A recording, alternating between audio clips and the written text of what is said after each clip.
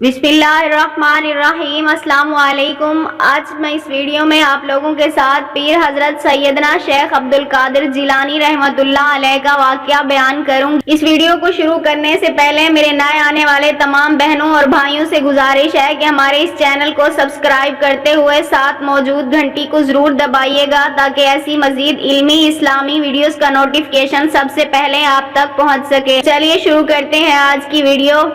एक दफा का जिक्र है कि पीर हजरत सैयदना शेख अब्दुल कादिर जिलानी रहमतुल्लाह अलैह इल्म हासिल करने के लिए अपने गांव जेलान से बगदाद शहर के लिए रवाना हुए। आपकी वालदा ने 40 दिनार आपको गदड़ी में सी कर दिए और कहा कि ये तुम्हें बुरे हालात में काम आएंगे, और कुछ नसीहतें भी की, जिनमें से एक नसीहत ये भी थी कि बेटा कभी सच का दामन हाथ से ना छोड़ना और झूठ के नजदीक भी ना भटकना, क्योंकि सच ही 1000 इबादतों की एक इबादत है।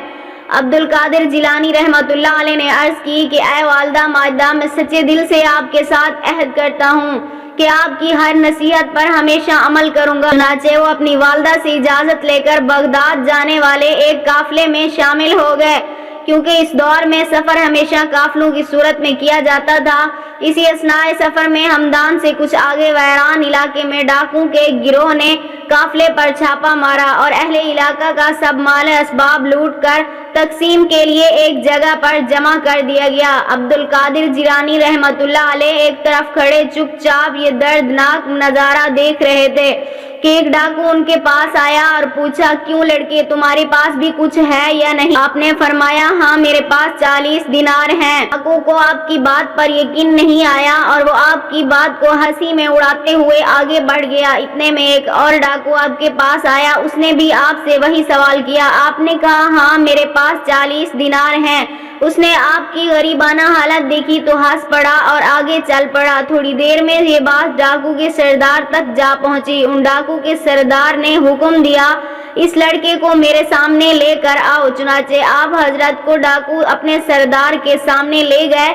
सरदार ने आपसे मुखातब होकर कहा, लड़के सच बता, तेरे पास क्या है? आपने बिला खौफ जवाब दिया, मैं पहले ही तुम्हारे साथियों को बता चुका हूँ, मेरे पास 40 दिनार है। सरदार ने पूछा, कहाँ पर हैं?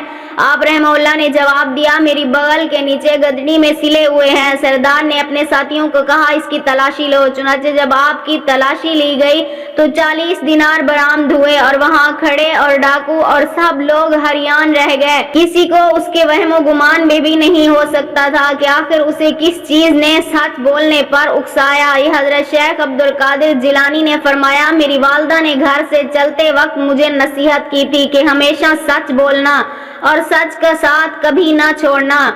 भला इन 40 दिनार के लिए मैं अपनी वालदा की नसीहत क्यों फरामोश कर देता और अपने अल्लाह को नाराज कर लेता।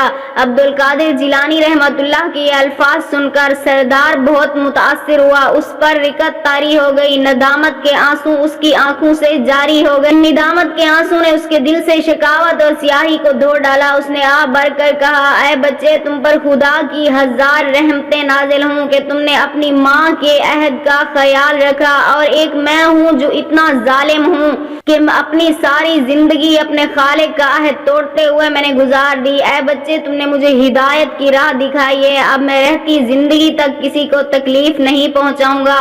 ये कहकर वो शख्स अब्दुल कादिर जिलानी के कदमों में गिर पड़ा। इस वाक़े के बाद वो डाकू और उसके साथी एक सच्चे मुसलमान बन गए। सच कहा है किसी ने कि माँ की गोद बच्चे की पहली दरसगाह होती है, लिहाजा अगर माँ बचपन में ही बच्चे की अखलाक की तरबियत करे तो कोई शक नहीं कि वो आगे जाकर शेख अब्दुल कादिर जिलानी बने।